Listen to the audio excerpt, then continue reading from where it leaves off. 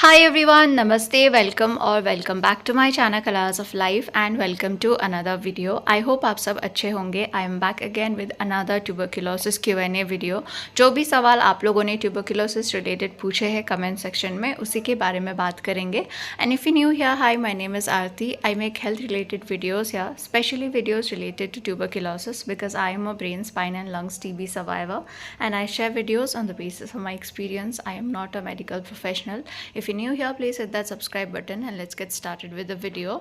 First question है, TB meningitis ठीक हो जाता है या लाइफ थ्रेटनिंग है एज 54 ईयर्स। टीबी मेनिंजाइटिस ठीक हो सकता है, ब्रेन टीबी ठीक हो सकता है, लेकिन सही टाइम पे इसका पता चलना चाहिए, प्रॉपर डायग्नोसिस हो और अगर सही से ट्रीटमेंट मिले तो। अब लाइफ थ्रेटनिंग भी होता है क्योंकि हमने बहुत बार सुना है कि ब्रेन टीबी से किसी की डेथ हो गई। मेरे आसपास मेरे जानने वालों की भी हुआ है जिनसे मैं कनेक्ट हुई थी इसी चैनल के थ्रू।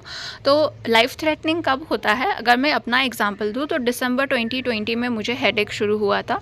28 दिसंबर को 28 दिसंबर को मुझे हॉस्पिटल जैसे ही एडमिट किया था, एडमिट होने के 3-4 घंटे बाद मैं बेहोश हो गई थी।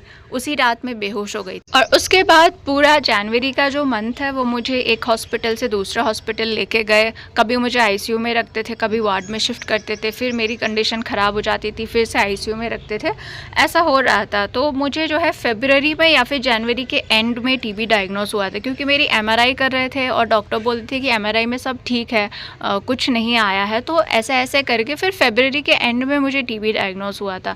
तो उस टाइम जब मुझे टीबी डायग्नोस हुआ तो उस टाइम जो है मुझे हाइड्रोसेफेलस भी था। तो डॉक्टर ने बताया कि ऐसा ऐसा बीमारी हुआ है आपकी बेटी को। तो मैं आईसीयू में थी।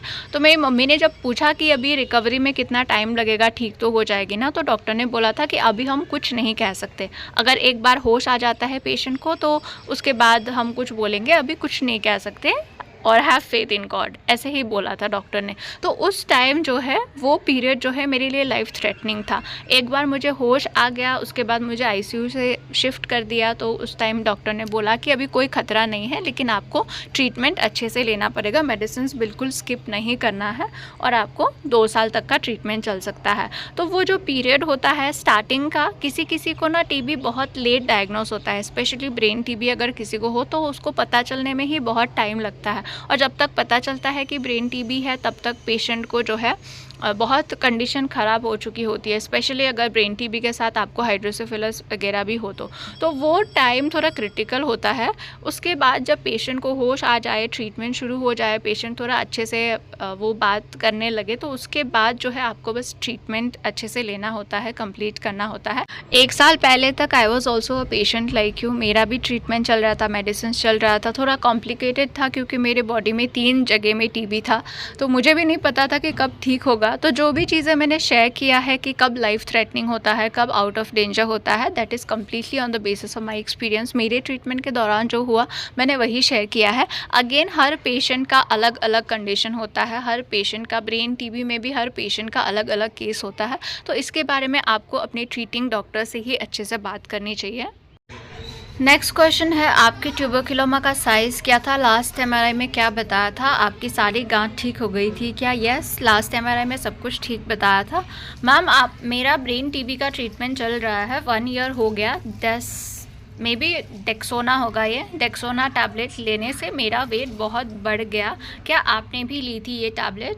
जी मैंने लिया था ये टैबलेट। मैंने जो है इसका इंजेक्शन भी लिया है, टैबलेट भी लिया है और काफ़ी लंबे टाइम तक लिया है। 2-2.5 साल मैंने इसका रेगुलर लिया था क्योंकि मुझे ब्रेन में और स्पाइनल कॉर्ड में दोनों जगह इन्फ्लेमेशन था। तो ये आपके ब्रेन की इन्फ्लेमेशन को कम करने के लिए दिया जाता है और इसका जो है बहुत ज़्यादा साइड इफ़ेक्ट मुझे झेलना पड़ा है। जो आपका वेट गेन हुआ है ये इसका साइड इफ़ेक्ट है। किसी किसी को बॉडी में 1-2 जगह पे वेट गेन होता है। जैसे मुझे जब ये टैबलेट स्टार्ट हुआ था 6-7 महीने में, अगर 2-2.5 साल पुराना मेरा वीडियो देखोगे जब मेरा ट्रीटमेंट का 10-12 महीना चल रहा था, तो मेरा फेस बहुत बड़ा हो गया था और मेरी बॉडी बिल्कुल स्लिम थी, लेकिन सिर्फ फेस पे और बेली पे जो है मेरा वेट ज़्यादा हो गया था। तो ये इसका साइड इफ़ेक्ट है और ये होता है जब आप लेते हो। वेट गेन के अलावा इसके और भी कई सारे साइड इफ़ेक्ट्स होते हैं, जिसमें से एक जो मुझे हुआ था वो था बोन लॉस। ये आपके बोन्स को बहुत ज़्यादा वीक कर देता है। तो 1.5 साल ट्रीटमेंट, अगर आप डेक्सोना ले रहे हो 1.5 साल 2 साल से, तो आपको अपना बीएमडी कराना चाहिए, बोन मिनरल डेंसिटी एक स्कैन होता है। मुझे जब ट्रीटमेंट का 1.5 साल हो गया था, मैं रेगुलरली ले रही थी, तो मेरे डॉक्टर ने बोला कि BMD करना है अभी। तो हमने किया, तो मेरा जो है ऑस्टियोपोरोसिस हो गया था, बोन्स बहुत ज़्यादा वीक हो गए थे। तो उसके लिए जो है फिर अलग से आपको मल्टीविटामिन्स और टैबलेट्स वगैरह दिया जाता है। तो डेक्सोना की वजह से जो है अगर लॉन्ग टाइम तक लेते हो तो आपके बोन्स में भी प्रॉब्लम हो सकता है।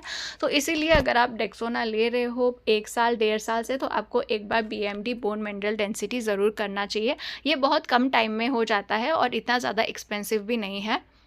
नेक्स्ट क्वेश्चन है, मैम मेरा 2 साल हो गया था TB मेडिसिन लेती हुआ और मेरा TB मेडिसिन बंद कर दिया गया है। 1 मंथ बाद मेरा स्पाइन में दर्द हो रहा था, तो मैंने MRI करवाई, तो MRI में कलेक्शन पस था और मेरे पास एक्स्ट्रा TB मेडिसिन था, तो मैंने वो मेडिसिन खा रहा हूँ और मेरा पेन कम हो गया है। क्या अगर डॉक्टर ने फिर से मेडिसिन स्टार्ट करने के लिए बोला तो MDR की मेडिसिन देंगे या जो पहले मैं खाता था वही सेम मेडिसिन देंगे, चालू कर देंगे, क्योंकि मेरे पास एक्स्ट्रा मेडिसिन था। तो आपका जो अभी श्योर नहीं है कि डॉक्टर आपको मेडिसिन फिर से स्टार्ट करने के लिए बोलेंगे या नहीं बोलेंगे। और जो आप पूछ रहे हो कि अगर मेडिसिन फिर से स्टार्ट किया तो पहले वाला ही देंगे या MDR देंगे, तो वो आपका टेस्ट करने के बाद ही पता चलेगा, क्योंकि MDR TB की मेडिसिन ऐसे ही नहीं देते हैं। MDR TB है तभी आपको MDR की मेडिसिन देंगे। तो हो सकता है कि डॉक्टर आपके कुछ टेस्ट करे, अगर उनको डाउट है तो फिर उसके बाद मेडिसिन चालू करे। तो अभी कुछ कह नहीं सकते कि आपको पुराना मेडिसिन देंगे या फिर पहले जो आप मेडिसिन ले रहे थे उनमें से 1-2 मेडिसिन एक्स्ट्रा ऐड करके देंगे या फिर आपको MDR की देंगे। वो आपको टेस्ट वगैरह करके आपके डॉक्टर ही बता सकते हैं। नेक्स्ट क्वेश्चन है, दीदी मेरी बहन को ब्रेन TB है, प्लीज़ मुझको बताओ क्या कुछ करे, कैसे करे। 4 मंथ हो गया है, सर में पानी है, स्वेलिंग है, समझ नहीं आ रहा क्या करे। ऑपरेशन बताया है डॉक्टर ने, प्लीज़ कुछ बताओ, अपना नंबर इंस्टा ID कुछ बताओ। फ्रेंड्स यहाँ पे बहुत बारिश हो रही है तो थोड़ा सा आवाज़ आ सकता है, आप लोग प्लीज़ एडजस्ट कर लेना। आपके सिस्टर को ब्रेन TB है, हाइड्रोसेफेलस है और ब्रेन में स्वेलिंग भी है। तो हाइड्रोसेफेलस ऐसी कंडीशन है जहाँ पे आपके ब्रेन में जो है फ्लूइड जमा हो जाता है, जैसे आपने बोला कि सर में पानी है। तो जो ऑपरेशन डॉक्टर सजेस्ट कर रहे हैं ये सर के पानी वाला प्रॉब्लम के लिए ऑपरेशन सजेस्ट करे। उसके बाद भी अगर ब्रेन TB है तो उसका ट्रीटमेंट चलेगा। तो ये जो ऑपरेशन, ये जो सर में पानी वाला प्रॉब्लम है, हाइड्रोसेफेलस है, इसमें बहुत लोगों का ऑपरेशन होता है। और अगर डॉक्टर ने ऑपरेशन सजेस्ट किया है तो आप लोग ज़्यादा देर मत करिए, नेसेसरी होगा तभी उन्होंने सजेस्ट किया होगा। आप लोग फैमिली है घबरा जाते हैं कि ब्रेन का ऑपरेशन करना है, क्योंकि जब मेरे साथ हुआ था तो मेरी मम्मी भी बहुत घबरा गई थी। तो जो है आप एक काम कर सकते हैं कि अपने जो भी रिपोर्ट्स हैं, MRI वगैरह के रिपोर्ट्स, आप किसी दूसरे न्यूरोसर्जन को दिखा सकते हैं, उनका ओपिनियन ले सकते हैं। लेकिन आपके डॉक्टर ने अगर कुछ ऑपरेशन सजेस्ट किया है तो वो नेसेसरी ही होगा। आप डॉक्टर से अच्छे से बात करिए और आप पूछ सकते हैं कि ऑपरेशन के बाद क्या कॉम्प्लिकेशंस हो सकते हैं, नहीं हो सकते हैं, मतलब कितना बड़ा ऑपरेशन है। तो अगर डॉक्टर कुछ सजेस्ट कर रहे हैं तो आप लोग ज़्यादा देर मत करिए। नेक्स्ट क्वेश्चन है, do you have hydrocephalus? Yes, I had hydrocephalus 4 years back. 2021 में मुझे हाइड्रोसेफेलस डायग्नोज हुआ था और 2022 के मिड तक मेरा ठीक हो गया था। नेक्स्ट इज ट्रीटमेंट कंप्लीट होने के बाद पूरा टेस्ट करना ज़रूरी है, बहुत बहुत ज़रूरी है। जब आपका ट्रीटमेंट कंप्लीट होने वाला होता है तब आपके डॉक्टर जो भी टेस्ट आपको सजेस्ट करते हैं आपको सब करना पड़ेगा, क्योंकि आप बिना टेस्ट करे ऐसे ही मेडिसिन बंद कर दोगे 9 महीने में, या फिर जितना भी आपका ट्रीटमेंट ड्यूरेशन है उसमें आप बिना टेस्ट करे मेडिसिन बंद कर दोगे तो आपको पता ही नहीं रहेगा कि आपका TB ठीक हो गया है या फिर नहीं हुआ है। तो टेस्ट करके श्योर होके ही वो मेडिसिन बंद करता है। तो आपको जो भी टेस्ट डॉक्टर सजेस्ट करते हैं आपको करना चाहिए। नेक्स्ट है, मैडम आप अपना पैर दर्द के बारे में बताइए प्लीज़। पैर दर्द, leg pain is the worst thing happen to me after TB treatment. इससे बुरा तो कुछ नहीं हुआ होगा, बिकॉज ये मुझे शुरू हुआ था जब मेरा TB ट्रीटमेंट के 11 महीने चल रहे थे। जब मुझे TB ट्रीटमेंट स्टार्ट हुआ, जब मुझे TB डायग्नोज हुआ, दैट टाइम तो मैं बेड रिडन थी। फिर 5-6 महीने बाद मैं सपोर्ट के साथ चलने लगी, फिर खुद से चलने लगी। तो उस टाइम मेरे पैर में दर्द नहीं था, वीकनेस था, बैलेंस नहीं बनता था, मैं सही से चल नहीं पाती थी, लेकिन दर्द नहीं था। दर्द मुझे आया ट्रीटमेंट के 10-11 महीने बाद में, वहाँ से मुझे पैर का दर्द स्टार्ट हुआ। अब जो उसके बाद मेरा 2 साल ट्रीटमेंट चला, उसमें पूरा 2 साल मुझे पैर में दर्द होता था। मैं मैं जब बैठती थी नीचे तो मेरे को उठाना पड़ता था, मुझे सीढ़ियों में चलने में बहुत दिक्कत होती थी। सुबह जब बेड से उतरो ना तो इतना ज़्यादा दर्द होता था, रात भर दर्द होता था, नी जॉइंट में पेन होता है, एंकल में पेन होता है, मूवमेंट के टाइम में पेन होता है, तो बहुत ज़्यादा पैर में दर्द होता था मुझे। जितना ये टीबी की वजह से बैक में पेन हुआ है ना, उससे ज़्यादा मुझे पैर में दर्द हुआ है। तो फिर जो है हमने डॉक्टर्स दिखाए, मैंने ऑर्थोपेडिक को दिखाया, तो मेरा जो है मुझे ऑस्टियोपोरोसिस हुआ था स्टेरॉइड्स ज़्यादा होने की वजह से, बोन लॉस हुआ था। लेकिन डॉक्टर ने बोला कि उसकी वजह से इतना ज़्यादा पेन नहीं होता है, उसका सिम्टम नहीं है। फिर हमने आर्थराइटिस स्पेशलिस्ट को दिखाया, उन्होंने आर्थराइटिस से रिलेटेड जो भी टेस्ट है वो सब किया, मेरा पैर का एक्सरे किया, वो एक्सरे भी मेरा नॉर्मल था। और उसके बाद यूरिक एसिड वगैरह, विटामिन्स, कैल्शियम, विटामिन डी, वो सब कुछ जो भी नेसेसरी टेस्ट था वो सब कर लिया। मैंने ऑलमोस्ट 5-6 डॉक्टर दिखाए ये पैर दर्द के लिए। तो 5-6 डॉक्टर्स ने सारे टेस्ट करने के बाद एंड में यही बोला कि आपका लेवोफ्लॉक्सासिन टैबलेट का जो है बहुत ज़्यादा साइड इफ़ेक्ट हो रहा है, जब तक टैबलेट चलेगा आपको थोड़ा सहना होगा। तो मेरा ऑस्टियोपोरोसिस का इंजेक्शन चल रहा था, उसके ऊपर मुझे मल्टीविटामिन और पेन रिलीफ टैबलेट्स वगैरह दिया था। फिर मैं टीबी हॉस्पिटल भी गई और मैंने टीबी स्पेशलिस्ट को दिखाया, उन्होंने भी यही बोला कि मेडिसिन का साइड इफ़ेक्ट है, थोड़ा सहना पड़ेगा, फिर ठीक हो जाएगा।